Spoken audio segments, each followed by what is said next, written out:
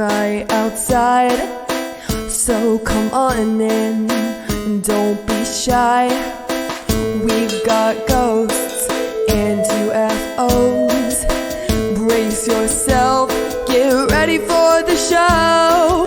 Don't be afraid of the dark, the fun's about to start. Nightmares or tales will inspire. Oh, tonight at the Scaredy Campfire.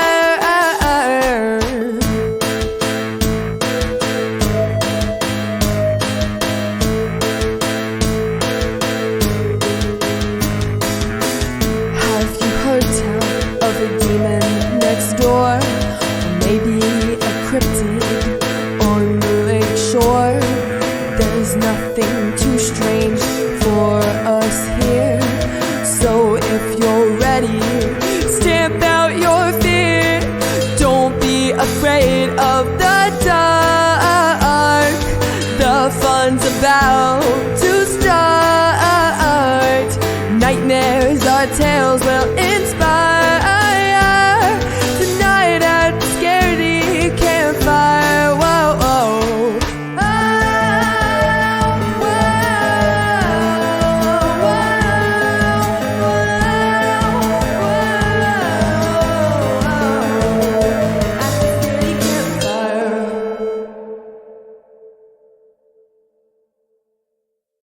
Welcome back, campers, to episode 36 of the Scaredy Campfires. The flames may flicker gently, but the stories tonight burn cold. We'll wander through places where time itself has gone wrong, where echoes walk instead of people, and the past refuses to stay buried. Remember, campers, sometimes it's not the living who revisit old memories, but the memories that come looking for us. Tonight's story comes from Reddit user u/BigBadWolf97, who shares a haunting family secret from a village shrouded in darkness, strange spirits, eerie cats that behave like people, whispered voices calling names in the dead of night, and a bloodline bound by witchcraft and dark magic. What lurks in that house across from the kitchen? And what price has been paid for the evil passed down through generations? Every time we visited my grandparents' house, strange things happened, things that couldn't be explained, paranormal things, for example, people who aren't really people. There's a room across from the kitchen. The floor connecting the rooms is just old, cracked concrete. That room was used for sleeping, sitting, even eating. But something was off about it. At night, when everyone was asleep, an old woman would appear sitting in the chair facing the TV. She never moved, never spoke. I saw her myself when I was a child. Then there were these other entities. We never knew their intentions. One woman had robe-like hair and usually appeared behind the rooms. Another older woman stayed near the bathroom, always sitting in a decaying chair. We never understood why they were there or what they wanted. The TV used to act strange too. We thought it was broken.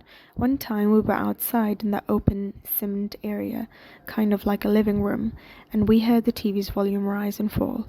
My mom said she saw a child walking in from behind the room next to it. He played with the TV knobs, then vanished. My aunt once finished cleaning the kitchen and stepped outside. Suddenly, a strange human-like figure, but not quite human, descended from the tree leaning over the kitchen wall. Its skin was dark and it walked like with a limp. It crawled through the closed window, stayed for a few seconds, and then disappeared. The kitchen was a mess after that. Snakes used to appear often. So did geckos. And the cats? Some of them were just wrong. One of the strangest cats was a black one with white patches. They say it was an old spirit. It didn't flinch when approached, didn't meow, and would only eat things like puffed corn and juice, human food. It even used the toilet like a person. Many of the cats there did. One cat never left my grandparents' bedroom, and the voices, they would literally call your name. One time my mom was younger. Around 4 a.m., she went to wake up a relative who used to drive students to school. She knocked on the door and suddenly heard a woman's voice. "What do you want? People are sleeping." She ran back to the house in terror. To this day, when she tells the story, she still shudders. These entities, when angered, they throw small stones, a warning, a sign you should leave. And on top of all this, we kept hearing warnings from others in the village that they practiced witchcraft, that they could hurt people. Eventually, we learned the truth. My grandmother, she was one of them, so was her eldest son.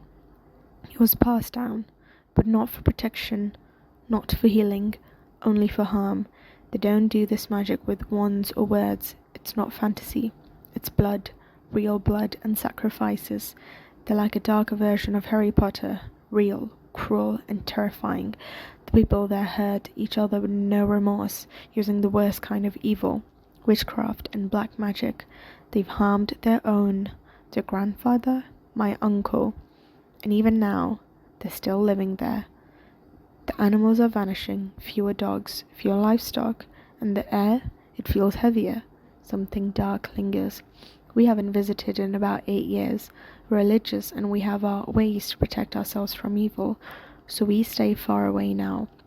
We only found out the truth about my grandmother 2 years ago, but those strange entities, where did they come from, and what do they want? No one deserves to be dragged into darkness because of someone else's greed. Some victims have faces we know, others have names never spoken. If you made it this far, say a prayer for their dead, to rest in peace, and for the living, to be shielded from every unseen evil. They haven't set foot in that village for years, yet the darkness still clings like a shadow over their family's legacy. Witchcraft, black magic, and silent victims trapped in its grip. Some known, others forever forgotten. If you've listened closely, say a prayer for those lost to the night, and for those still fighting to keep the darkness at bay. Tonight's second tale comes from Reddit user /wrongbank9420, who recounts a chilling childhood experience on a remote, off-grid property where strange and unsettling things lurk in the dark. A mysterious green-eyed figure, eerie neighbors with unsettling habits, and a gut-wrenching feeling that something otherworldly watches from the shadows. What was really hiding in the night by that old creepy shop? When I was around 11 or 12 years old, my dad would send me outside at night to turn the generator off in our old creepy shop because we live off-grid and can't leave it on. At least at the time we couldn't. I hated doing this because I used to be a real big scaredy cat, and the land has history, so all sorts of wacky, creepy things happen here all the time. Mind you, I'm 15 now, and will be 16 in September, and a strong believer in lizard people along with a bunch of more controversial things. I bring this up because we used to have a neighbor, and for what I believe to be safety, we will call him D. The reason why I say my safety is not his will become clearer and clearer as I recount my experience. D was an odd duck, to say the least, which is saying something coming from me and mine being the crazy family that lives in Dingleberry honky-tonk land of the have-nots small town cooks. D lived in the house down the dirt road that I currently live on.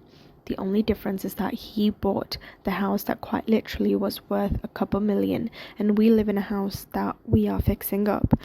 D was a minimalist and a vegan. We used to be vegetarians, which in a way sort of fit how my dad liked things. This guy dressed real love guru vibes, like full-blown monk, but one catch, the man was whack. He was creepy to the max. Don't get me wrong, I have other neighbors, but most of them are old married couples that come here for the same reason in mind, to get away from society as much as possible so we don't interact much.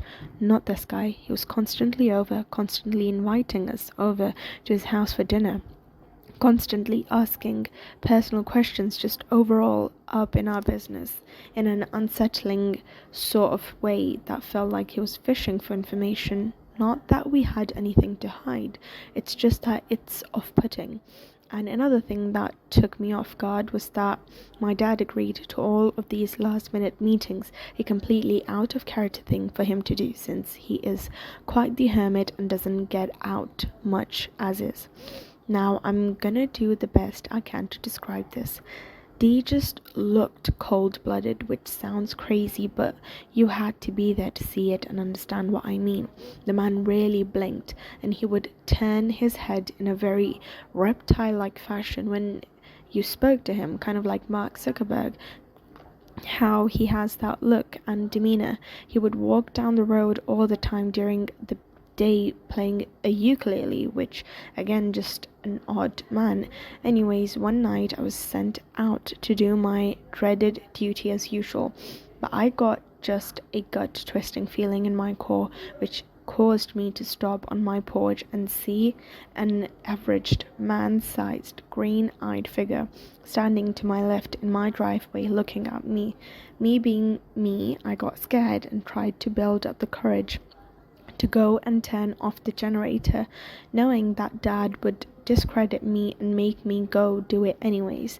I couldn't build it, so I went inside after staring back at it for what felt like forever and begged my dad to come and look, just for what I thought to happen. I begged and begged, but I had to face the chore making me leap off the porch, taking off running for the creepy dark shop, turn it off, run back to the porch past the green-eyed man, and back inside safe and not so sound. The second encounter I had, pretty much the same thing happened, only it was closer this time, and the fact that I got my dad to actually go outside after like 10 minutes of begging, he tried to play off as a fox, but I wasn't buying it. I knew he was only telling me that as to not panic me or frighten me further. The third time, it was across the dirt road standing in between my garage and other house. That night was a full moon, so I could see things a lot better, but it was still obviously dark. We were dead on from each other, and I knew that nobody was going to help me or comfort me, so I had to puff out my little chest after I built myself up and tell it with as much authority that I could grasp that I wasn't welcome here and had to leave and never return again. I did so. It ran.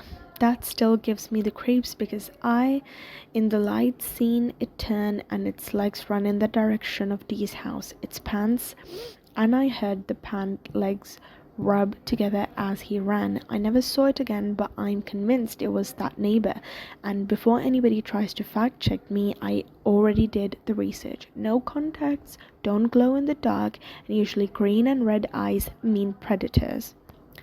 Though the green-eyed presence vanished after a bold confrontation, the memory lingers, tied inexplicably to a peculiar neighbor whose odd mannerisms still unsettle. Was it a predator from another realm, or something darker hiding behind a human guise? Either way, the fear stayed with them, a warning etched into the night forever. That closes out episode 36, Campers. Time is a river, but some souls never learn how to drift. They cling to moments, houses, and faces long gone. Maybe that's why some stories keep repeating, because someone, somewhere still wants to be remembered. Until next time, stay safe and don't look back for too long.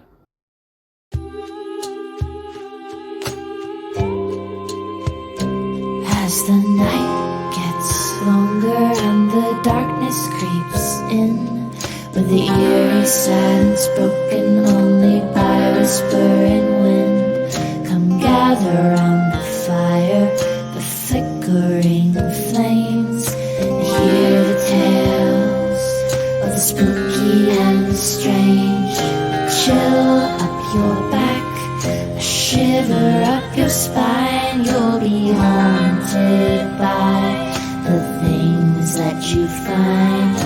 Legends will unfold and stories will be told at a scary campfire, for only